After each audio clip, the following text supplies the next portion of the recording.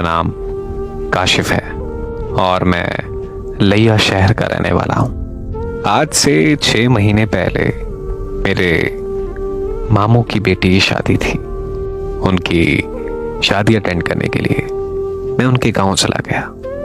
वहां जब मैं शादी की तैयारियों में मसरूफ था तो मुझे एक नकाब वाली लड़की दिखाई दी। उसकी आंखों ने मुझ पर ऐसा जादू किया कि मुझे उससे मोहब्बत हो गई। मेरी नजरें उससे हट ही नहीं रही थी। फिर मेरे मामू ने मुझे किसी काम के सिलसिले में मार्केट भेज दिया। मैं जैसे ही काम करके वापस आया तो वो लड़की मुझे दोबारा दिखाई नहीं थी। मैंने उसे बहुत तलाश किया लेकिन वो मुझे कहीं नहीं मिली। उसका ख्याल मुझे बार बार आने लगा और मैं बहुत बेचैन होने लगा। फिर अगले दिन मैंने उसे गली में एक घर के बाहर देखा। मैं समझ गया था कि ये उसी का घर है। उसे देखकर मुझे बेहद सुकून मिला।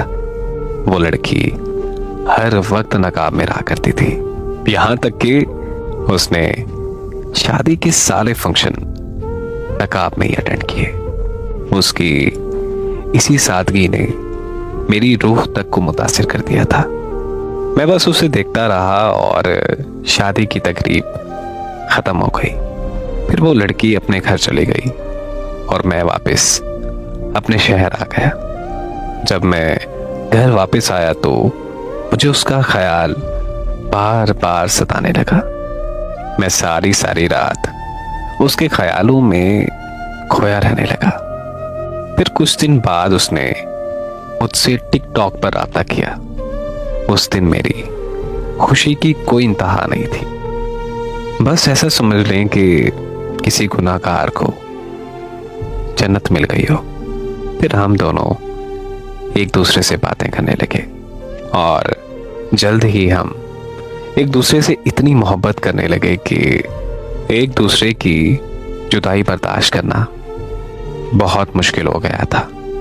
तो हमने आपस में शादी करने का फैसला कर लिया।